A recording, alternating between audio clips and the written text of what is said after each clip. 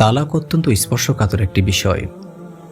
কেউ এই ক্ষমতার অপব্যবহার করলে কিংবা ভুল পন্থায় তা প্রয়োগ করলে সে একদিকে যেমন গুনাহগার হবে, অন্যদিকে তালাকও কার্যকর হয়ে যাবে। তাই প্রতিটি বিবেচক স্বামীর দায়িত্ব হলো তালাকের শব্দ কিংবা এর সমার্থক কোনো শব্দ মুখে উচ্চারণ করা থেকে সতর্কতার সাথে বিরত থাকা।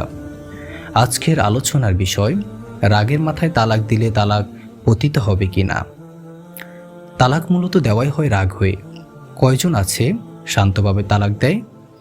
আসলে তো এমনই হওয়া উচিত ছিল যে যদি বাস্তবসম্মত অনিবার্য প্রয়োজনে বৈবাহিক সম্পর্ক ছিন্ন করতে হয়, তাহলে বড়দের সঙ্গে পরামর্শ করে একে অন্যের কল্যাণকামী হয়ে বুঝে শুনে সঠিক মাসআলা জেনে নিয়ে মাসআলা অনুযায়ী তালাক প্রদানের মাধ্যমে বৈবাহিক সম্পর্ক ছিন্ন করবে। কিন্তু আফসোস, অধিকাংশ মানুষ মাসআলা জানার চেষ্টাও করে না, আর না তাদের মধ্যে এই সুবুদ্ধি আছে যে বড়দের সাথে পরামর্শ করবে, চিন্তা ভাবনা করবে। নিজের ইচ্ছে বিরোধী কোনো কিছু পেলেই রাগের বশে তালাক দিয়ে ফেলে, আর তা এক বা দুইটি নয়, এক নিঃশ্বাসে 3 তালাক।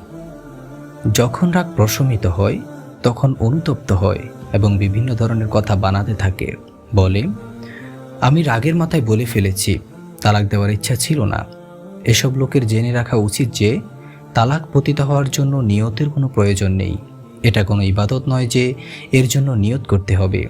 নিয়ত থাক বা না থাক, সর্বাবস্থায় তালাক শব্দ বলে ফেললে বা কাগজে লিখে দিলেই তালাক হয়ে যায়। তেমনিভাবে রাগের অবস্থায় তালাক দিলেও তালাক হয়ে যায়।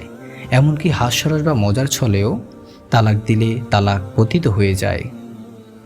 অবশ্য কেউ যদি প্রচণ্ড রেগে যায় ও রাগের ফলে বেহুঁশ হয়ে পড়ে, আর এই অবস্থায় সে কি বলেছে তার কিছুই মনে না থাকে, তাহলে ওই অবস্থায় তালাক কার্যকর হবে না।